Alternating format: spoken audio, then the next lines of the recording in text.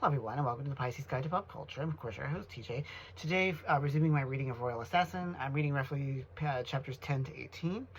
So, of course, this is a terrific piece of high fantasy storytelling, as I noted in my first installment of this. In the second part, we have Fitz continuing to try to, navigate royal life, while Regal is continuing to try to literally poison King Shrewd.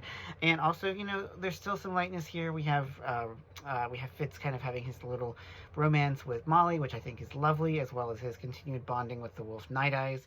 And I just think that, Hobb has this remarkable skill to be, as, I pointed out in my first reading, very grim.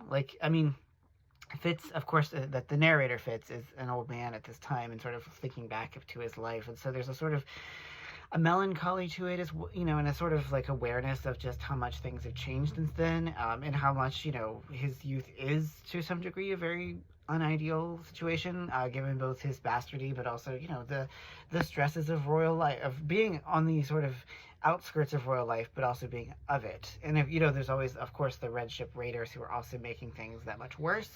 And so, we have this, complicated dynamic that's going on. And, there's a lot that goes on in these 8 chapters. Most notably, I think perhaps we get some insight into the Fool, who up until now has been kind of an enigma to both Fitz, the character, but also us as readers. And now we come to understand him a little bit better. And so I appreciate that as well. I also think that, at a stylistic level, this book is really remarkably well written. It is a kind of old-fashioned prose, but I find that appealing. It's a sort of high chivalric kind of prose, if we can call it that. And I think that is part of what is enduringly appealing about Hobb. It feels old-fashioned, but in a way that feels natural and not contrived. And I think that's not always easy to accomplish. And, I think that, the novel moves at a deliberate pace, but it never feels slow. I mean, I sometimes will sit down to start reading. I don't know, I say I'll read a chapter or two before bed, and then before I know it, it's past my bedtime, and I'm like, oh my God, what's going to happen next? It's not an action or plot, it's not an adrenaline kind of novel, but it's just so engrossing because the character work, the world building, the courtly intrigue, and of course the bonding with Night Eyes and Molly, it all works together in a way that is not always easily accomplished.